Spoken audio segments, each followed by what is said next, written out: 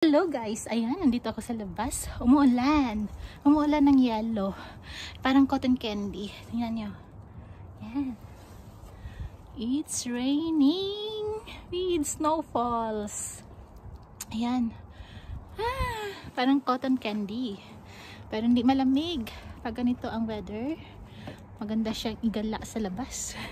Nandito ako sa labas ng terrace namin para makita nyo kung paano mag-ulan ng andito snow na parang cotton candy nga.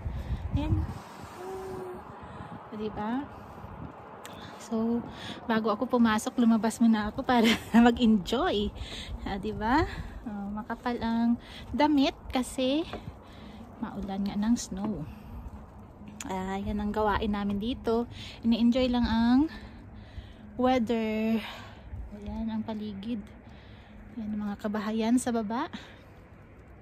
Mataas kasi yung area namin, kaya yan, pwede maka overview tayo. Pero medyo namumuti-muti na. Namumuti-muti. Feel like Christmas uli. Pag nagsusnow, feel namin Christmas pa rin. Kasi diba, pag Christmas, feel mo yung pagbagsak ng snow. La la la la la la la. Kaya enjoy ko muna bago ako pumasok sa work. Maganda makapag fresh air there kahit ganito lang.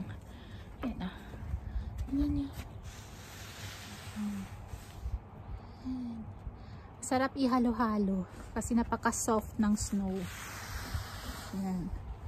Ayan, di ba? Sarap. Kainin natin. Ayan. Pwede na. Wala, kulang na lang sa sahog. Dala kayo ng sahog dito. Pag gusto nyo. Ako na sa sa ice. Isang ice. Ayan. Ako na bahala sa ice nyo at kayo nang bahala sa sahog at gatas. Ayan. Diba? Sarap sarap maglabas pag ganito ang weather. Hindi siya malamig pag umuulan na. Ganitong klaseng snow ha. Ganitong klaseng snowfall ba? Kasi iba-iba rin kasi ang snowfall. Ito parang cotton candy. Pag cotton candy yung snowfall, maganda yung temperature. Pero pag parang asin or parang siya, mais yung medyo malaki, yan, malamig yung weather na yan. Kaya ayan. So mula dito uli sa aking pag-share ng vlog na to na while it's snowing. Mula dito sa terrace namin. At ayan, puno ng aking damit or jacket. So mula dito, have a great day and thank you always for the support. Bye bye.